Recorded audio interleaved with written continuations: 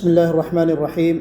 الحمد لله وحده والصلاة والسلام على من لا نبي بعده وعلى آله وصحابته البررة ودعا بدعوتهم إلى يوم القيامة. وعن أبي موسى الأشعري رضي الله عنه قال لي رسول الله صلى الله عليه وسلم: يا عبد الله بن قيس، ألا أدلك على كنز من كنوز الجنة؟ قلت بلى يا رسول الله، فداك أمي وأبي. قال لا حول ولا قوة إلا بالله. متفق علیہ. سب سے پہلے اللہ رب العزت کا شکر بجا لانا چاہیے جس نے ہمیں نماز عصر با جماعت ادا کرنے کی توفیق نصیب فرمائی. اللہ رب العزت ہماری اس نماز کو اور دیگر تمام عبادتوں کو شرف قبولیت بخشے، اور جو باقی ماندہ زندگی ہے اللہ تعالیٰ اس کو بھی اپنی مرضی کے مطابق گزارنے کی توفیق نصیب فرمائے. آج کے مختصر درس میں جس موضوع پہ آپ حضرات کے سامنے کچھ باتیں رکھنا چاہ رہا ہوں وہ ایک کلمہ ہے، بڑا عظیم کلمہ ہے. نبی کریم صلی اللہ علیہ وسلم نے اس کلمے کو جنت کے خزانوں میں سے ایک خزانہ کہا.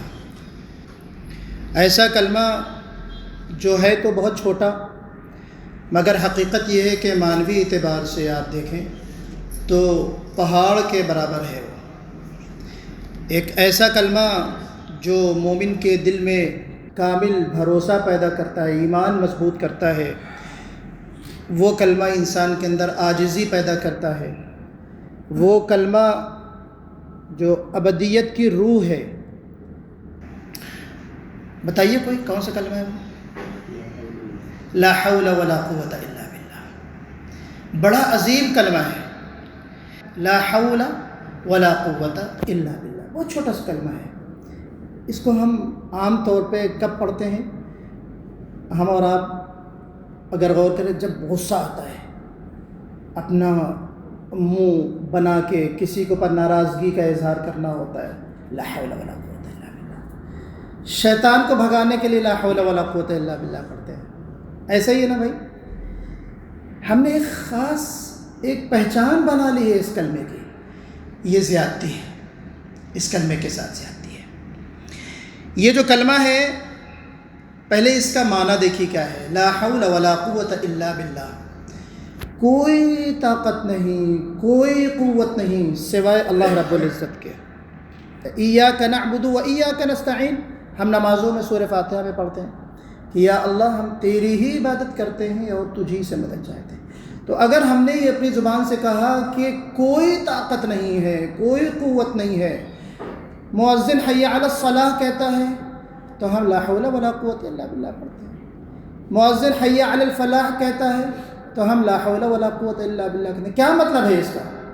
مؤذن کہتا ہے کہ آؤ نماز کی طرف، تو ہم یہ اقرار کرتے ہیں کہ نماز تک لے جانے والی ذات اگر کوئی ہے تو صرف اللہ کی ہے. مؤذن کہتا ہے آؤ کامیابی کی طرف، تو کامیابی کی طرف اگر میں جا سکتا ہوں تو اللہ کی توفیق پر جا سکتا ہوں. میری کوئی حیثیت نہیں ہے، میری کوئی طاقت نہیں ہے، میرے بس میں نہیں ہے کہ میں تیری بندگی کر سکوں. تو تیری بندگی بھی تیری توفیق کے بعد ہی ہو سکتی ہے. آپ دیکھیں کتنا خوبصورت کلمہ ہے، اور اسی کو ہم نمازوں میں دعا مانگتے ہیں. ایاک نعبد و ایاک نستعین کی ہم نے نماز شروع کی ہے، نماز کو قبول بھی تو کر لے. تیری مدد سے، تیری ہی عبادت کرتے ہیں اور تجھی سے مدد چاہتے ہیں. تیری ہی مدد سے ہم اللہ تیری عبادت کرتے ہیں. تو ایک تو یہ ہے کہ اللہ سے مدد کا اقرار ہے اس کلمے میں. دوسرے معنی یہ ہے کہ آپ دیکھیے کہ اس میں توحید کی جو تمام قسمیں ہیں علماء کرام نے لکھا ہے کہ توحید ربوبیہ ہے، توحید الوہیہ ہے، توحید الاسماء والصفات ہے. تمام اقسام پائی جاتی. گویا کہ بندہ یا اس کلمے کو کہنے والا اس بات کا اقرار کرتا ہے یا اعتراف کرتا ہے کہ اللہ تبارک و تعالیٰ ہی کائنات کا مدبر ہے، وہ تدبیر کرنے والا ہے. اللہ تبارک و تعالیٰ متصرف ہے، تمام چیزیں اسی کے حکم سے چلتی ہیں. وہی قادر ہے، وہی غالب ہے، وہی قوی ہے، وہی بے نیاز ہے.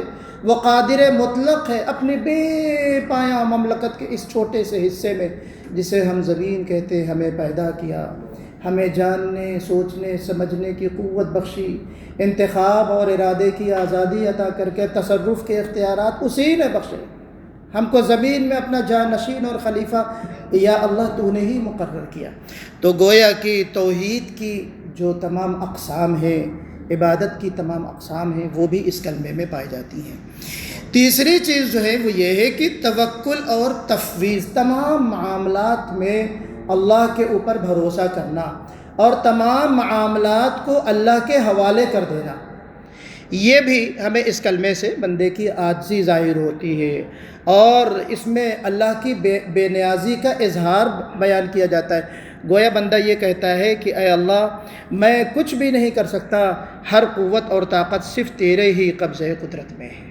تو گویا کہ یہ علماء کرام نے بڑی اس کی کئی صفحات پر اس کی تشریح لکھی ہے ایک چھوٹے سے کلمے کی، میں نے مختصر پوائنٹ کی شکل میں یہاں پہ نوٹ کیا۔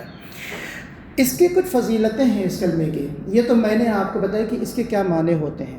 لا حول ولا قوت الا باللہ کی فضیلت یہ ہے کہ اللہ کے رسول نے اس کو جنت کے خزانوں میں سے ایک خزانہ کہا، جیسا کہ میں نے ابھی کہا۔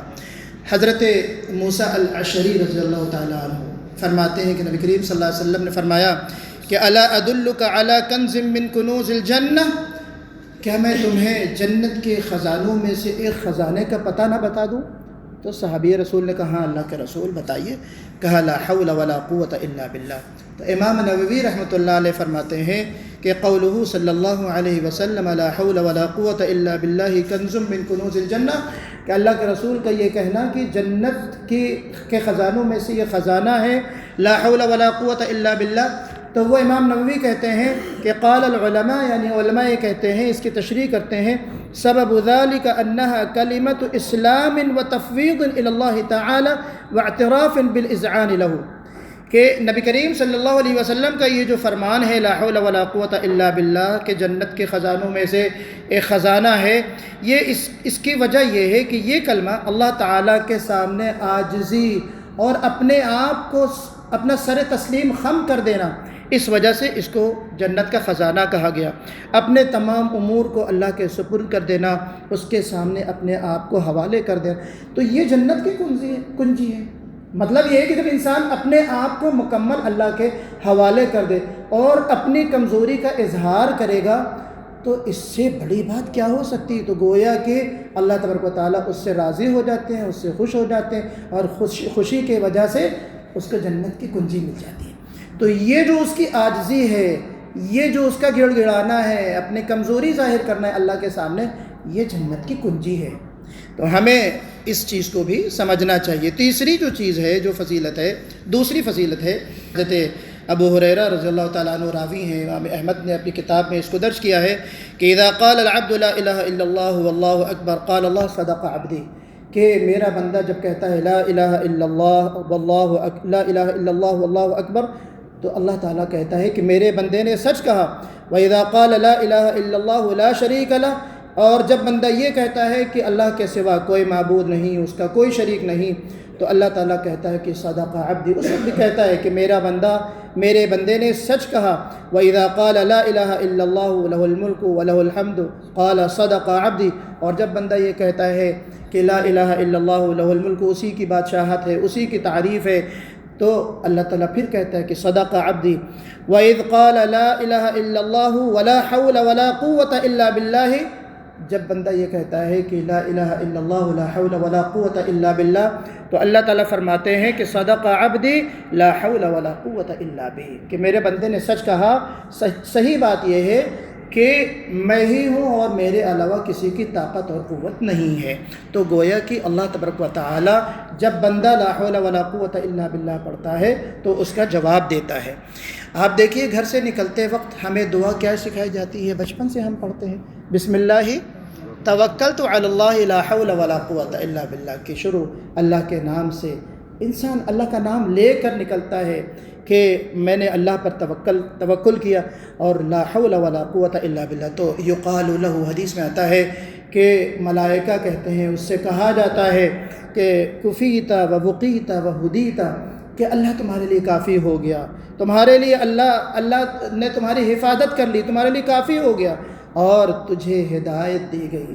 یعنی تم گھر سے نکلو یہ دعا پڑھ کر تو نہ صرف یہ کہ اللہ کے حفظ و امان میں رہتے ہیں ہم، نہ صرف یہ ہے کہ اللہ کی حفاظت میں رہتے ہیں، اور بلکہ ہم اللہ کی ہدایت پر بھی ہوتے ہیں۔ یہ بڑی چیز ہے۔ اور اسی طریقے سے ایک اور فضیلت کے حوالے سے لیلۃ الاسراء یعنی معراج کی رات اللہ کے رسول صلی اللہ علیہ وسلم جہاں انبیاء کرام سے ملاقات کر رہے تھے، حضرت ابراہیم علیہ السلام سے ملاقات کی، اور انہوں نے صلی اللہ علیہ وسلم سے فرمایا، آپ صلی اللہ علیہ وسلم سے، کہ اپنی امت کو میری طرف سے سلام کہنا اور انہیں بتانا کہ جنت کی زمین انتہائی زرخیز ہے، انتہائی پانی اس کا شیریں ہے، اور وہ کشادہ اور وسیع ہے، اور اس کے پودے ہیں سبحان اللہ والحمد للہ ولا الہ الا اللہ واللہ اکبر۔ تو گویا کہ یہ پودے ہیں، اس طرح کے جو کلمات ہیں، تو ان کو ہم جب پڑھیں گے تو ہمارے نام کے گویا کہ جنت میں درخت لگیں گے، گویا کہ جنت میں داخلہ ہمارے لیے آسان ہو جائے گا۔ تو یہ کلمہ اپنے اندر بہت سارے معنی رکھتا ہے، یہ کلمہ اپنے اندر بہت فضیلتیں رکھتا ہے، نیکی کی طرف آنے کی طاقت اس سے ملتی ہے ہم کو، ایک حالت سے دوسری حالت کی طرف تحویل ہونے کا نام ہے، غربت سے مالداری کی طرف، بیماری سے شفا کی طرف، ایک حالت سے دوسرے حالت کی طرف تبدیل ہونے کا نام یہ کلمہ ہے، اور اس سے ہم کو مدد ملتی۔ تو اللہ تعالیٰ سے دعا ہے کہ ہمیں اس کلمے کی اہمیت کو پہلے تو سمجھنے والا بنائے، اس کی فضیلت کو سمجھنے والا بنائے، اور یہ جو چھوٹے چھوٹے اذکار ہیں، چھوٹے چھوٹے کلمے ہیں جو ہماری زبان پر ادا ہونا انتہائی آسان ہے، لیکن اجر اور فضیلت کے اعتبار سے اس کی بڑی اہمیت ہے، ہمیں ان کا اہتمام کرنے والا اللہ تعالیٰ بنائے، اس کی بھی ہمیں توفیق مانگنا چاہیے۔ اللہ سب سے پہلے مجھے اس کی توفیق دے، اور آپ تمام کو اس کی توفیق دے، اور ہم سب کو اپنی مرضی والی زندگی نصیب فرمائے۔ اقول قولی ھذا فاستغفر اللہ لی ولکم اجمعین واستغفروہ انہ هو الغفور الرحیم۔ جزاکم اللہ خیرا۔